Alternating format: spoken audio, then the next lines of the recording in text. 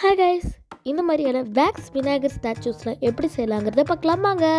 முதல்ல நம்ம மோல்டு செய்யணும். அதுக்காக நம்ம மைதா மாவு, கோதுமை மாவு இல்லாட்டினா அரிசி மாவு கூட பிசைஞ்சு வச்சுக்கலாம். அதுக்கு மேலே கொஞ்சம் ஆயில் அப்ளை பண்ணிக்கலாம். அப்புறம் நம்ம செய்ய போகிற ஸ்டாச்சூஸ் மேலே நம்ம ஆயிலும் அப்ளை பண்ணிக்கலாம். ரொம்ப அப்ளை பண்ணிடாதீங்க. அப்புறம் சேமாக இருக்கிற மாதிரி ஸ்டாச்சுவை நல்லா அழுத்தி வச்சுக்கலாம். மாவு மேலே இந்த மாதிரி நம்ம அமுத்தி எடுத்துக்கணும். இதை வந்து அந்த கீழே உள்ள பார்ட் வேணாங்கிறதுனால அது தனியாக இருக்குது. இப்போ பாருங்கள் நம்மளுக்கான மோல்டு எவ்வளோ அழகாக ரெடியாக இருக்குன்னு.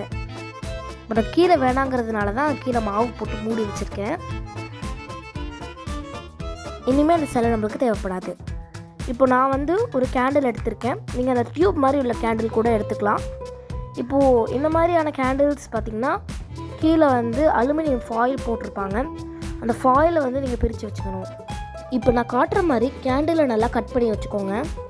அதை நீங்கள் ஒரு பிளாஸ்டிக் டப்பாவில் போட்டு வைக்காமல் ஸ்டீல் பாத்திரத்தில் போட்டு வச்சுக்கோங்க.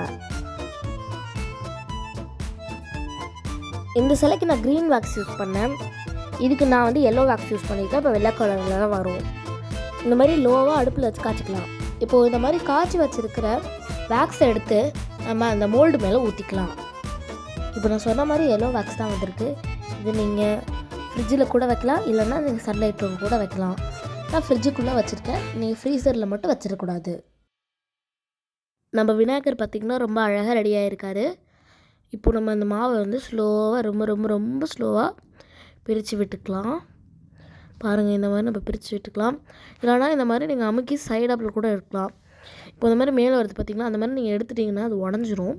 அதனால் அப்படி எடுக்காமல் நல்லா ஸ்லோவாக அப்படி பார்த்து அழகாக எடுக்கணும்.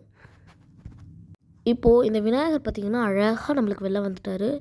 அந்த விநாயகரோட இந்த விநாயகர் நல்லா டீட்டெயில்டாக வந்திருக்காரு. இப்போ அந்த 2 மாவு இருந்துச்சுல்ல, இப்போது அதெல்லாம் வந்து நல்லா கழுவிக்கலாம். இப்போ அதுவும் போகலன்னா நல்லா ப்ரெஷ்ஷு வச்சு நல்லா தேய்ச்சி விட்டுக்கலாம். இப்போ பார்த்திங்கன்னா நம்மளுக்கு அழகாக விநாயகர் வந்து ரெடியாகி வந்திருக்காங்க. இந்த விநாயகர் உங்களுக்கு பிடிச்சிருக்கா? லைக் பண்ணுங்கள், ஷேர் பண்ணுங்கள், சப்ஸ்கிரைப் பண்ணுங்கள். மறக்காமல் பெல் ஐக்கான் கிளிக் பண்ணுங்கள். பாய்.